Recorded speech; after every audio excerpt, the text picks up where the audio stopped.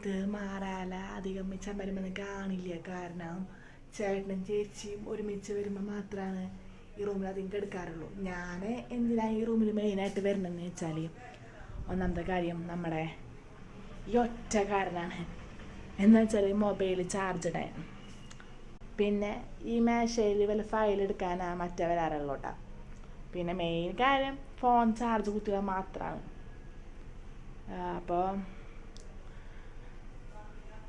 ഇതാണ് എൻ്റെ പുറത്തെ പിന്നാമ്പുറത്തെ വ്യൂ, അമ്മയുടെ അടുപ്പൊക്കെ കാണില്ല ഗൈസ്.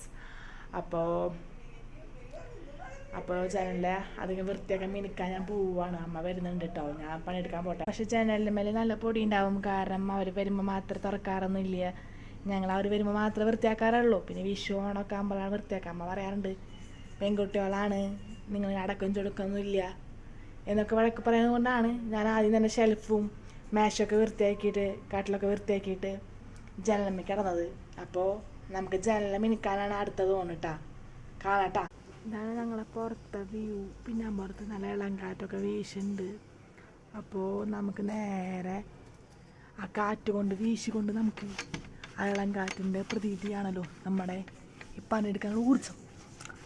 അപ്പോൾ നമുക്ക് ജനല ഓരോന്നോരോന്നായി വൃത്തിയാക്കാം. ആണോ കണ്ട ഇങ്ങനെ പൊടികളൊക്കെ ഉണ്ട്, അപ്പോൾ അതൊക്കെ വൃത്തിയാക്കാം.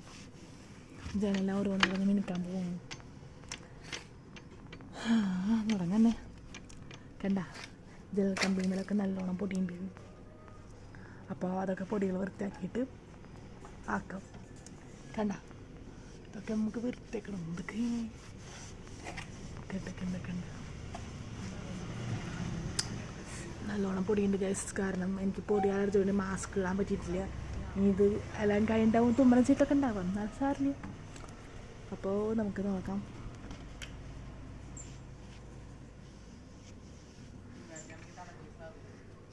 അപ്പോൾ പണികളൊക്കെ ഏകദേശം ജനൽ കമ്പിയുടെ പൊടികൾ മാത്രമാണ് എനിക്ക് പൊടിക്കാൻ നല്ല മടിയാണ്.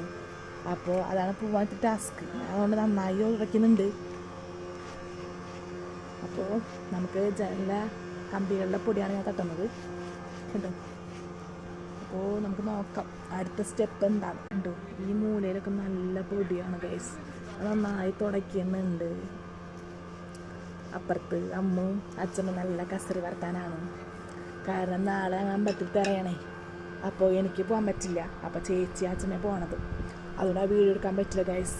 ആ ഒറ്റ വിഷമത്തിലാണ് ഞാൻ ഇരിക്കുന്നത്.